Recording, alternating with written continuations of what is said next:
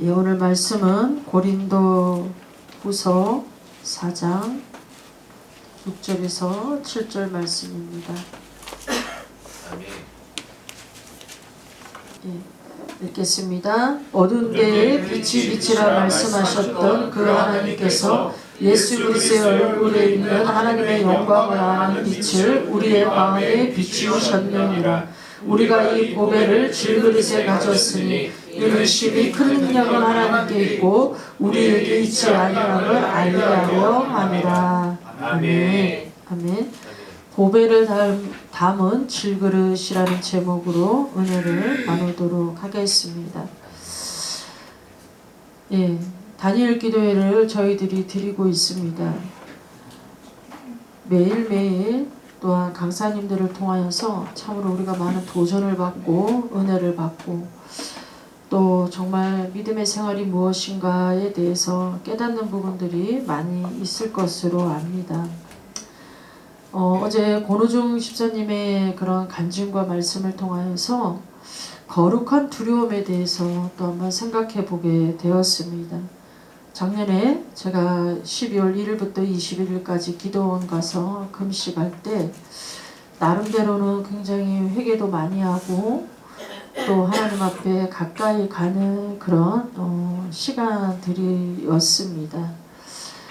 그래서 하나님께서 그때 주셨던 말씀이 거룩한 두려움이라는 말씀을 주셔서 올해에 정말 우리의 교회의 말씀을 정하고 그 거룩한 두려움을 향하여 저희들이 한 걸음 한 걸음 나아오게 되어졌습니다.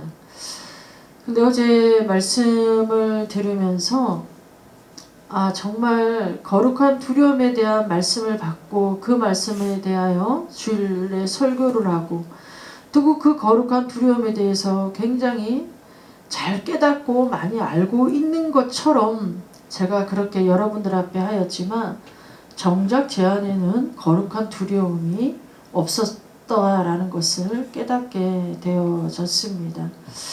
하나님께서 거룩한 하나님을 향한 그 거룩한 두려움을 주셨을 때는 정말 어떤 좋은 것을 주시려고 복을 받게 하시려고 또 좀 더 잘 살아보게 하시려고 주셨던 것이 아니라 진짜 하나님 그 한 분만으로 만족하는 삶, 진짜 그 하나님 한 분만으로 살아가는 삶, 그런 삶을 알게 하시고자 주셨던 것인데 정말 저 또한 피상적으로 그렇게 책에 나와 있는 대로 그렇게 알고 정말 또 그렇게 설교를 하지 않았나 그런 생각을 하게 되어졌습니다. 그래서 굉장히 정말 하나님 앞에 회복교회가 애쓰고 힘쓰고 수고하고 우리 성도님들이 정말 기도하고 땀 흘리고 그런데 우리가 생각했던 것만큼의 어떠한 일들은 결과가 나오지 않고 우리가 생각했던 것만큼 어떠한 열매들을 거두지 못하고 있는 그러한 아직 그게 다 끝난 건 아니고 현재 진행형이기도 하지만 그 모든 것을 통틀어 볼 때에 정말 회복교회의 암적인 존재는 바로 저구나라는 것을 깨닫게 되었습니다. 하나님의 능력이 없었음도 아니고 여러분들의 부족함도 아니고 정말 저라는 사람이 한 사람이 하나님을 정말 경외하지 못함으로 하나님을 거룩한 두려움을 가지지 못함으로 말미암아 너무 좋은 것들을 가로막고 있는 그런 통로가 바로 제가 아니었나라는 그런 생각들을 하게 되었습니다. 사실 여러분 우리가 예수 그리스도를 믿고 그분을 우리가 따라간다라고 하지만 우리는 많은 부분을 우리는 변화되었다라고 솔직히 착각하고 있는 것 같아요. 전에 막 내가 10번을 화내던 내가 좀 점점 시간이 가고 말씀을 들으면서 2번 화내는 거 이걸로 나는 변화되었다라고 생각을 하고 전에 막 누구를 막 미워했는데 그 미워한 강도가 조금씩 줄어들어 가는 걸 나는 변화되었다라고 그렇게 착각을 한 것이 아닌가라는 생각을 하게 되어집니다. 그건 사실 여러분 물론 변화라고도 할 수가 있겠지만 온전한 변화는 아니다라는 것이죠. 정말 온전한 변화는 하면 변화가 되어지지 않았나라는 그런 착각 속에서 스스로를 안도시키고 스스로를 그렇게 믿음이 있는 것처럼 그렇게 포장하고 나아가지는 않았나라는 생각을 많이 하게 됩니다. 거룩한 두려움이란 우리가 마음이잖아요. 태도잖아요. 태도. 제가 이 한 해를 돌아보니까 무엇을 제일 많이 구했나 기도를 해봤습니다.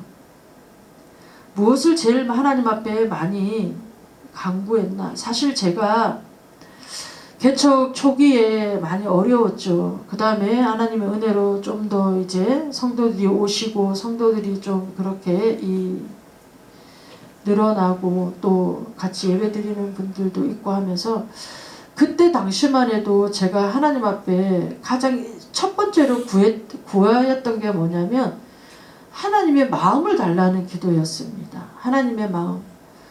주님, 저는 제 마음으로도 안 되고 목사의 마음으로도 안 되고 주님의 마음으로 목회를 해야 됩니다. 이런 기도를 많이 하나님 앞에 드렸습니다. 그러니까 제 기도의 1순위가 뭐였냐면 하나님의 마음을 달라는 기도였어요. 하나님의 마음이 없이는 목회를 못합니다. 라는 이런 기도였는데 근데 이제 이렇게 그런 기도가 어느 순간부터는 조금 이렇게 힘을 잃어가고 퇴색해가면서 자꾸 이제 현실이 되어지는 거예요. 현실이. 이번 연도에 제가 가장 많이 구한 기도를 보니 어떤 기도냐면 돈 달라는 기도더라고요. 돈 달라는 기도. 재정을 달라는 기도. 여러분 하나님 앞에 재정 달라는 기도는 나쁜 게 아니에요. 하나님 분명 우리에게 구하라고 하셨어요. 근데 온 중심이 거기에다 쏠려 있는 거예요. 온 중심이 거기에다 초점이 맞춰져 있는 거예요. 그냥 딱 기도의 자리에 앉으면 돈 달라는 기도부터 시작하고 있는 거예요. 였던 거예요. 제가 돈 달라는 기도를. 아니 그렇게 따지면 하나님께서 안 주신 것도 아니에요. 삶에. 근데 저의 삶에 미리서 그냥 걱정하는 거 있잖아요. 미리서 그냥 어떻게 될까봐 하는 그런 두려움들이 있었더라고요. 그러니까 왜냐면 제가 이 물질의 바닥을 한번 쳐보고 개척할 때에도 물질 때문에 굉장한 어려움을 많이 당하고 또 사람들의 그런 빚독촉과 그런 걸 많이 은행의 그런 완전 압박 이런 걸 경험을 해보고 나니까 미리서 막 그런 게 걱정이 되는 거예요. 그런 두려움이 막 그냥 찾아오는 거예요. 혹시 그러면 어떡하지? 과연 내가 그렇게 되어지면 강단에서 설교할 수 있을까? 그런 거 하나 내가 온전히 약속을 못 지키고 하면 내가 정말 강단에서 무슨 자격으로 설교를 할까? 막 이런 그냥 앞서간 두려움이 막 그냥 와서 그냥 계속 그런 걸 구하고 있었던 제 이런 모습을 발견하게 되어졌습니다. 제가 여러분들 앞에 고백하는 거예요. 회개의 고백. 그러니까 이게 여러분 우리가 믿음의 생활을 잘하고 사실 여러분들 알다시피 저 매일 와서 기도하잖아요. 거의 성전은 매일 나와요. 그냥 말씀도 매일 봐요. 근데 그게 어느 순간에 그게 그냥 몸에 배어 있어서 그냥 일상에 그냥 그걸 내가 다 하고 있으니까 그냥 다 하고 있다고 생각하고 있었던 거예요. 근데 내 삶의 방향은 내 삶의 길은 잘못된 길들을 걸어가고 있음에도 모르고 있었던 거죠. 모르고. 이렇게 여러분 우리의 신앙생활은 스스로의 착각에 빠질 수가 있다라는 거예요. 스스로의 착각에 빠질 수 있다라는 거예요. 너무나도 그런데 감사하게 그 착각에서 돌이킬 수 있도록 하나님께서 메신저들을 보내주시고 우리에게 말씀을 들을 수 있도록 해주시고 또한 돌이킬 수 있도록 우리에게 그렇게 하나님이 은혜를 베풀어 주신다라는 것. 여러분 이게 우리에게 또한 소망이 되어지는 줄을 믿습니다. 여러분들은 왜 예수를 믿으십니까? 왜 예수를 믿으십니까? 우리의 신앙의 고민은 과연 무엇입니까? 신앙의 고민. 여러분들 신앙의 고민이 무엇입니까? 저의 신앙의 가장 큰 고민은 나를 통해서 예수님이 드러나야 되는데 나를 통해서 예수님이 드러나야 되는데 예수님이 드러나지 않는 게 저한테는 가장 큰 고민입니다. 우리는 삶을 살아가면서 가장 가치 있는 것을 소중하게 여깁니다. 가장 가치 있는 것을 소중하게 여깁니다. 저와 여러분들 이제 우리에게도 마지막이 올 텐데 근데 그 마지막의 순간에 사랑하는 가족들에게 자녀들에게 또한 지인들에게 가장 가치 있는 게 보배가 이것이었다라고 말할 수 있는 것이 있을까? 라는 생각을 해보게 되었습니다. 나의 마지막을 맞이할 때 그 가족들에게 이게 정말 보배였어. 이게 정말 가치 있는 거였어 라고 말할 수 있는 게 있을까? 여러분 보배가 뭡니까? 보배가. 우리가 다 알고 있죠. 가장 귀하고 소중한 걸 보배라고 합니다. 가장 귀하고 소중한 거. 가장 가치 있는 게 보배라고 합니다. 사람마다 다 보배는 다 다르죠. 중요하게 여기는 가치가 다 다르다라는 거죠. 다르기 때문에 또 사람마다 다를 수밖에 없는 거죠. 그러니까 우리가 성경에서 보면 이 보배를 무엇이라고 말하냐면 복음이라고 말해요. 복음. 예수님이라고 말씀하고 있습니다. 사도 바울이 핍박자에서 복음 전하는 자로 180도로 변화되어질 수 있었던 것이 무엇이었냐면 복음이었습니다. 복음. 딴 게 아니라. 사도 바울은 정말 예수님을 만남으로 말미암아 그 인생이 180도로 바뀌어졌어요. 180도로 바뀌어졌습니다. 그러니까 예수님을 만난 사람들에게는 반드시 여러분 변화가 있다라는 거죠. 이전과 이후의 삶이 있다라는 거죠. 이게 이제 구원의 출발이 되어지는 것입니다. 우리가 잘 알고 있는 예수님의 제자들도 예수님께서 나를 따르라 하셨을 때 그들이 정말 생계였던 그들이 정말 그거 없이는 삶을 영위해갈 수 없는 그 그물을 버려두고 예수님을 따라갔습니다. 그들에게는 그물이 가장 가치 있는 거죠. 왜냐하면 그물이 있어야지만 바다에 나가서 고기를 잡아서 생계를 유지할 수 있으니까 그 그물이 그들에게는 가장 가치가 있는 것이 되어지는 거죠. 그들에게 가장 가치 있는 그것을 버려두고 예수님을 따라갔다라는 것은 그것보다도 더 가치 있는 것이 예수님이었다라는 거죠. 예수님이었다라는 것입니다. 그러니까 여러분 정말 그들이 자기가 가지고 있던 지금까지 가지고 있던 그 가치보다도 더 큰 가치를 발견했기 때문에 그것을 버려두고 따라갈 수가 있게 되어졌던 것이죠. 우리 마태복음 13장 44절을 한번 보겠습니다. 천국은 마치 밭에 감춘 보화와 같으니 사람의 일을 발견한 후 숨겨두고 기뻐하며 돌아가서 자기의 수를 다 팔아 그 밭을 사느니라. 보배를 발견한 사람, 정말 진정한 가치를 발견한 사람이 어떠한 행동을 하는가를 말씀하고 있는 겁니다.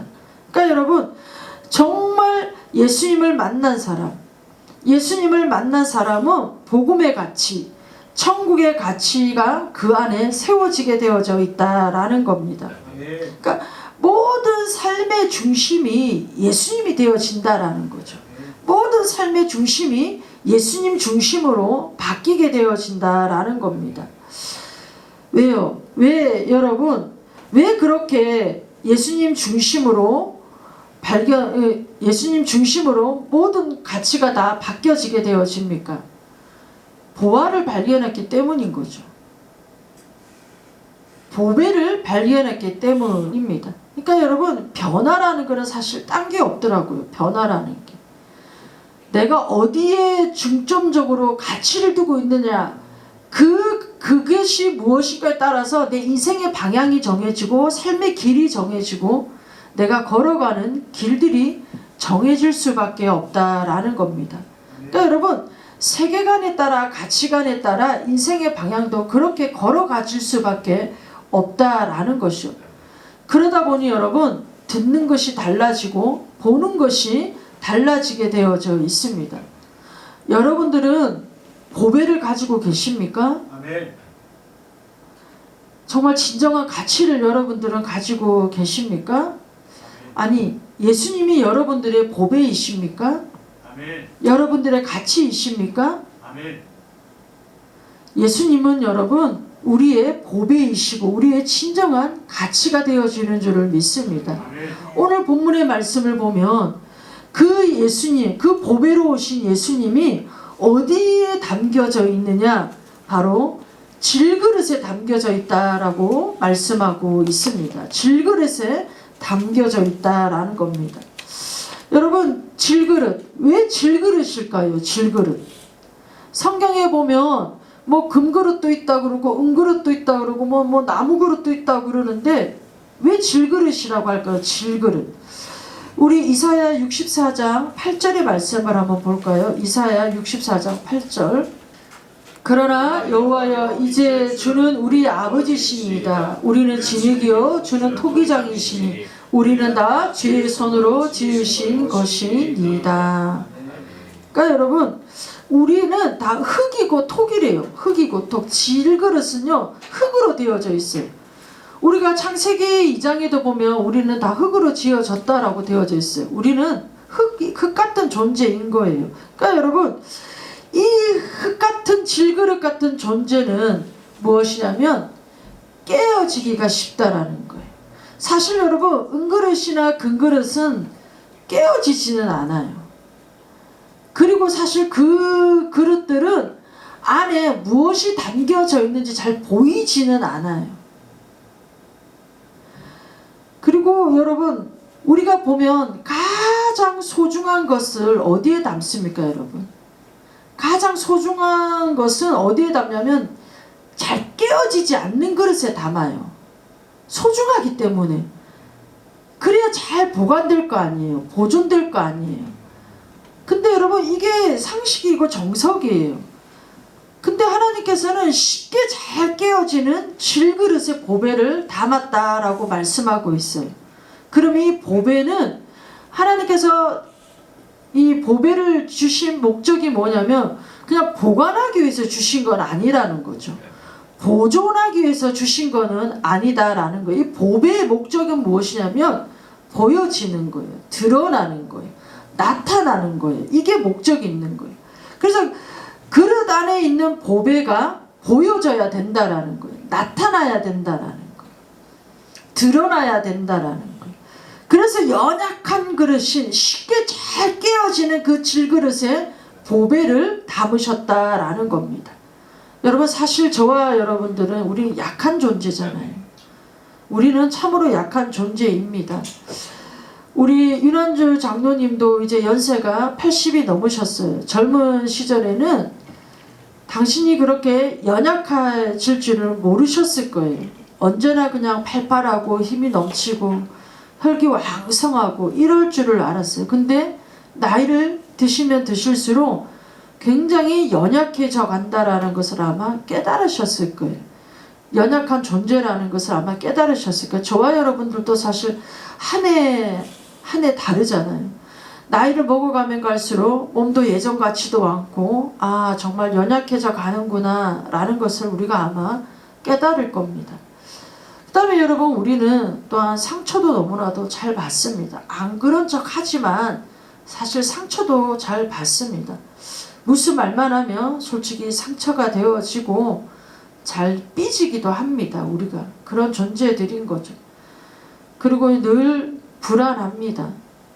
안 그래야지 하는 줄도 아는데 두려워요. 그냥 내일에 대해 두렵고 어떻게 살아가야 될지 두렵고, 정말 이대로 이렇게 살아가다가 인생이 마감되어지는 건 아닌가라는 두려움이 있어요. 사실 있습니다. 여러분,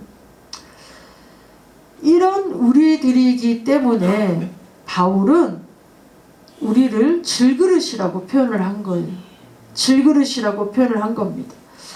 질그릇이 여러분 깨어지면 깨어질수록 보배는 더 빛이 나고 보배는 더 드러나게 되어져 있고 보배는 더 여러분 나타나게 되어져 있습니다. 그러니까 여러분, 또한 우리를 왜 질그릇이라고 하냐면, 질그릇인 우리는 분명히 토기장이신 하나님을 기억하면서 살아야 되기 때문인 거죠. 토기장이신 하나님을 기억하면서 살아야 되기 때문입니다. 왜냐하면 그래서 여러분, 깨어져야 하나님을 만날 수가 있어요. 깨어져야 하나님을 만날 수가 있습니다. 그래서 하나님은 언제나 우리를 깨어지는 자리로 부르시는 거죠. 깨어지는 자리로 부르십니다. 근데 사실 여러분, 우리는 이 자리가 너무 싫어요. 너무 싫어요. 남들보다 조금 덜 입고 덜 먹고 덜 쓰는 건 괜찮아요. 그냥. 근데 고난과 고통의 자리는 사실 피하고 싶어요. 그냥 다른 사람의 이야기이길 바래요. 사실 우리는 그래요. 솔직하게 그래요. 근데 하나님은 자꾸 이런 자리로 우리를 부르신다라는 거예요. 이런 자리로 우리를 부르십니다. 여러분, 하늘의 지혜라는 게 딴 게 아니라 정말 깨어짐의 자리로 부르신 그 하나님의 그 마음을 아는 게 하늘의 지혜인 것 같아요. 우리 로마서 8장 17절 하반절에도 보면, 그와 함께 영광을 받기 위하여 고난도 함께 받아야 할 것이니라. 그러니까 필수 과정인 것 같아요. 고난, 고통. 하나님은 우리를 위하여 영광을 예비해 놓고 계시는데, 그 영광을 받기 위해서는 고난도 함께 받아야 된다라고 분명히 우리에게 말씀하고 있습니다. 이 고난과 고통의 자리는 바로 깨어짐의 자리가 되어지는 거죠. 내 생각을 깨어야 되고 내 자아를 깨트려야 되고, 이게 여러분 그냥 깨어집니까? 고통이 항상 동반이 되어진다라는 거죠. 고통이 항상 동반이 되어진다라는 거예요. 그래서 여러분, 사실 진짜 십자가를 경험한 사람은 그 십자가를 경험하기 이전에 항상 무엇을 먼저 말하냐면 고통을 먼저 이야기하잖아요. 우리가 수많은 이 사람들의 이야기를 듣고 간증을 들을 때도 정말 머리로 알던 예수님을 내가 마음으로 만났다라는 사람은 항상 동반되어진 따라오는 말이 고통이더라고요. 고통. 정말 긴 그 어둠의 이 동굴에서, 그 완전 아픔의 자리에서, 그 완전 밑바닥의 자리에서 그때 경험한 십자가가, 그 십자가가 바로 자기를 살렸다라는 고백들을 우리가 듣게 되어지는 거죠. 사실 저와 여러분들도 마찬가지 아니겠습니까? 평안하고 좋고 행복할 때보다 그 고통의 자리에서 더 깊이 하나님을 만났던 것 같습니다. 더 그때 하나님께서 더 은혜를 주셨던 것 같습니다. 사실 우리의 본성은요, 부족하고 연약하면 이 부족한 점을 어떻게 더 강화시키고 어떻게 연약한 점을 더 강화시켜서 이 부족하고 연약함을 면해볼까 라고 우리는 그렇게 통상적으로 생각을 하게 되어집니다. 그래서 성경은요, 너무나도 역설적이죠. 너무나도 성경은 역설적입니다. 부족할 때, 연약할 때, 그것이 드러날 때 그걸 강화시키려고 하지 말고 반드시 그것은 하나님 앞으로 나와 깨어져야 되는 것이다 라고 말씀하고 있습니다. 그러니까 아무리 우리의 부족하고 연약한 것들이 내가 어떠한 힘과 어떠한 지혜와 노력으로 강화시키려고 해도 사실 한계는 다 있어요. 어느 한계는 다 있습니다. 그런데 성경은 그것을 너희가 강화해서 그 한계를 뛰어넘고 극복해야 돼 이렇게 말하는 것이 아니라 오히려 그 연약하고 너희들이 부족한 것은 그 하나님 앞으로 나와서 그것은 드러내야 되고 그 연약함은 하나님 앞에서 깨트려져야 되는 것이다 라고 말씀하고 있습니다. 왜냐하면 여러분 아담과 하와가 에덴 동산에서 죄를 범하였습니다. 정말 그 아담과 하와가 에덴 동산에서 죄를 범함으로 말미암아 그들은 완전히 여러분 산산조각이 다 났어요. 완전히 다 깨어져 버렸어요. 완전히 산산조각이 났어요. 근데 여러분 정말 그들이 선악을 알게 하는 나무 열매를 먹고 죄가 짓고 죄가 들어옴으로 말미암아 완전히 그들이 끝장이 난 것 같았어요. 끝장이. 근데 그 끝장남과 동시에 무엇이 그들에게 주어졌냐면 하나님의 약속이 주어졌어요. 어떠한 약속이 주어졌냐면 내가 원수의 머리를 상하게 할 것이다. 내가 여자의 씨로 말미암아 너희에게 다시 후손을 보내어서 다시 너희를 살릴 것이다 라는 하나님의 약속이 주어졌어요. 그러니까 그 깨어짐이 여러분 그 부족함이 그 깨어짐이 그냥 그것으로 끝나는 것이 아니라 반드시 여러분 하나님의 약속이 주어진다라는 하나님의 약속이 주어진다라는 거예요. 그리고 여러분 그 깨어짐과 부족함이 드러난과 동시에 여러분 어떠한 일이 또 일어났냐면 원수가 드러났다라는 거예요. 원수가 드러났다라는 거예요. 여러분 사실 사단이 여러분 보이지 않게 우리를 공격을 합니다. 보이지 않게 공격을 하죠. 근데 여러분 그 보이지 않게 공격을 하던 그것이 우리의 삶 속에 연약함과 부족함으로 그것이 드러날 때에 원수가 어떠한 존재인가를 알게 되어지는 거죠. 여러분 아담과 하와가 선악을 알게 하는 나무 열매를 먹게 하기 위해서 뱀이 끊임없이 그들에게 이 하나님의 말씀을 가지고 이 공격하고 또 그들에게 이렇게 유혹을 할 때에는 그 정체가 드러나지를 않았어요.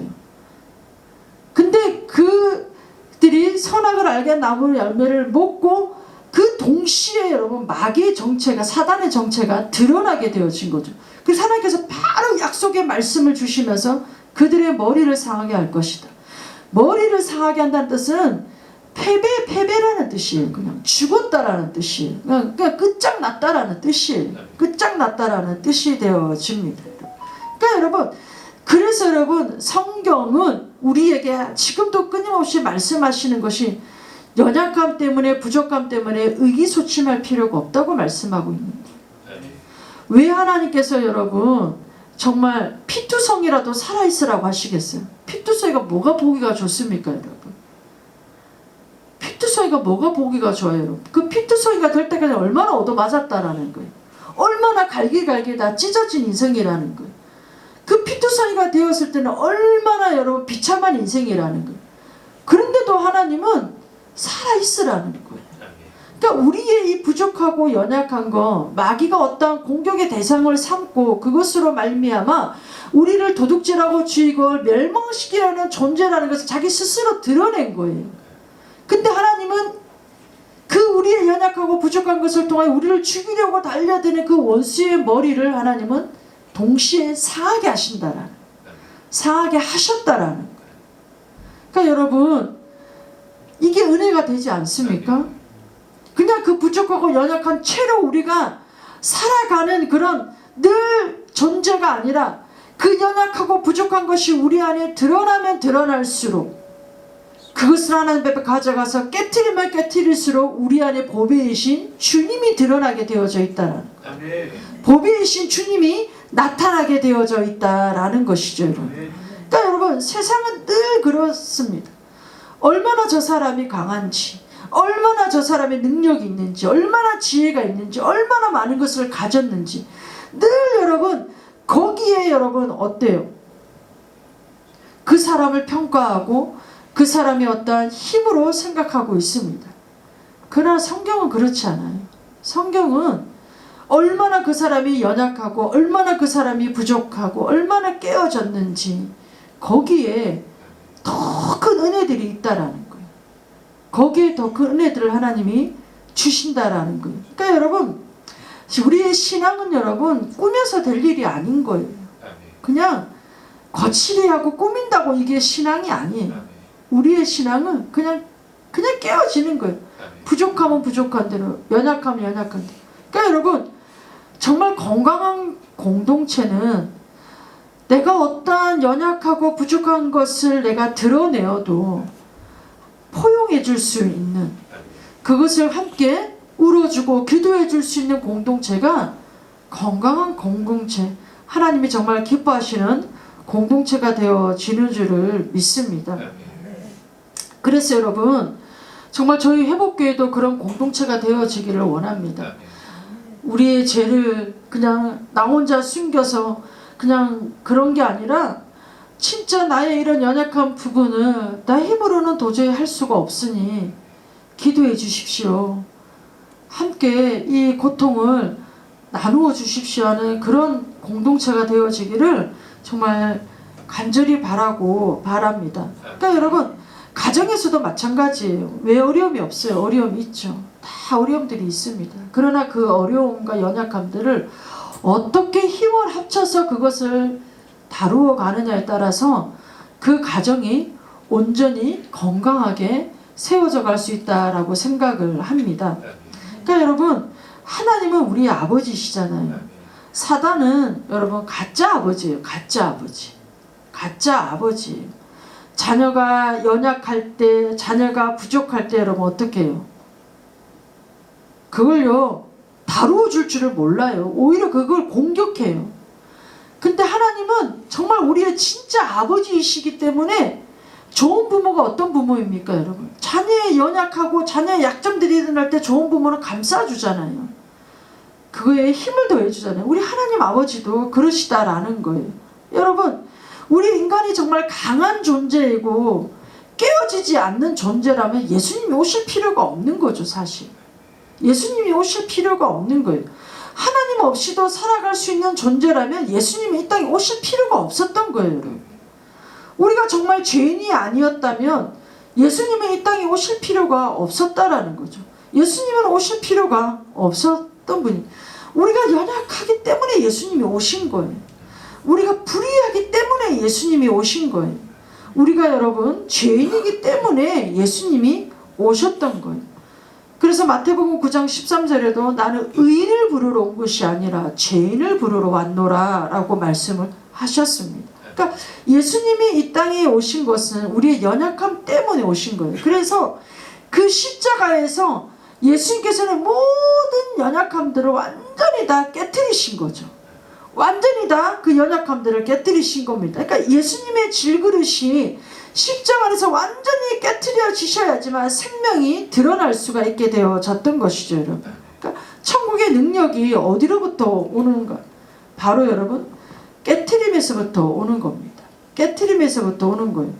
하나님 앞에서 깨트려질 때 천국의 능력이 오게 되어지는 줄을 믿습니다. 그러니까 깨어져야지 진짜가 드러나게 되어지는 거죠. 그러니까 모세도 여러분 혈기가 완전히 분노가 깨트려지니까 그 안에 있던 온유함이 드러나게 되어진 거예요. 그러니까 미움이라는 게 완전히 깨트려지고 나니까 우리 안에 있던 사랑이 드러나게 되어지는 거예요. 우리 안에 있던 여러분 억울함들이 완전히 깨트려지고 나니까 우리 안에는 만족함이 오게 되어지는 겁니다.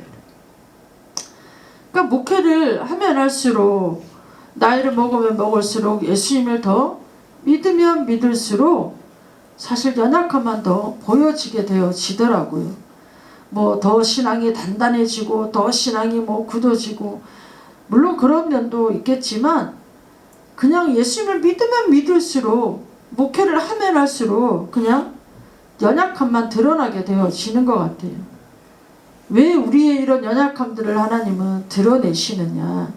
바로 하나님의 능력을 나타내기 위해서인 줄을 믿습니다. 우리 고린도전서 1장 18절을 보겠습니다. 고린도전서 1장 18절. 십자가의 도가 멸망하는 자들에게는 미련한 것이요 구원을 받은 우리에게는 하나님의 능력이 됨이라.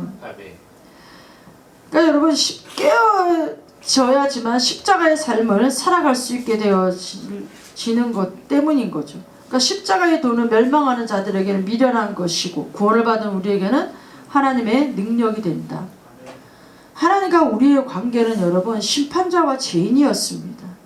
하나님은 심판하시는 분, 우리는 죄인이었습니다. 그러나 이 십자가로 말미암아 아버지와 자녀의 관계가 되었어요. 아버지와 자녀의 관계가 되었습니다.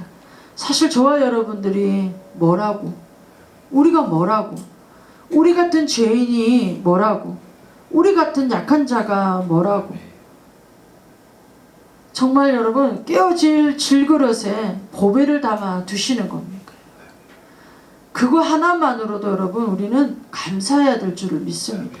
그거 하나만으로 우리는 감사해야 될 줄을 믿습니다. 그러니까 하나님께서는 그릇 자체가 아니라, 우리 때문이 아니라 담고 있는 그 보배 때문에, 그 보배 때문에 우리의 가치를 예수님 자리로 우리를 만들어 주셨다라는 거예요.